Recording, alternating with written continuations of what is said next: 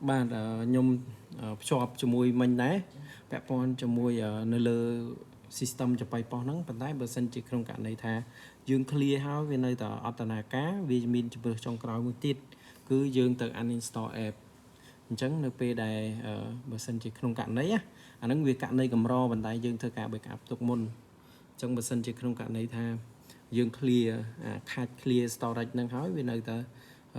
stack app năng tiết dương add cho từ can app info năng xa tiếtต่อมาយើងទៅ uninstall app ហ្នឹងទៅយើងចុចលើពាក្យ uninstall តមកយើងចុច OK ទៅហើយបន្ទាប់មកយើងទៅយើងចុច OK យើងចុច OK តែប៉ុណ្្នឹងមក app ហ្នឹងវាបាត់ហើយបន្ទាប់មកយើងទៅ install មកវិញអញ្ចឹងដើម្បី install បានអ្នកគូគាត់ទៅចូលទៅកាន់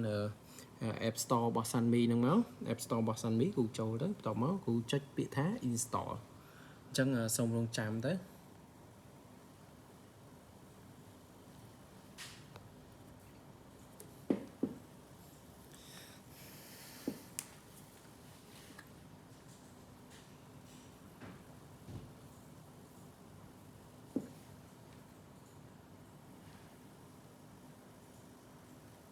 នេះបន្ទាប់ពីយើង install ចប់ឬក៏យើង download ចប់វា load ពាក្យថា open អញ្ចឹងយើង open ទៅ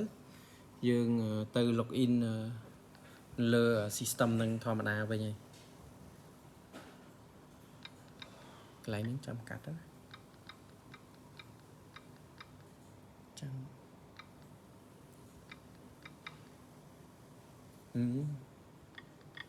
ចិត្តមិនបើអានឹងលេខ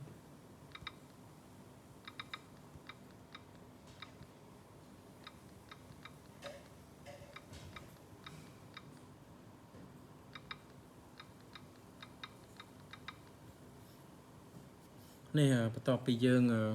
ធ្វើការ download ហើយយើង login ទៅសារថ្មីទៅ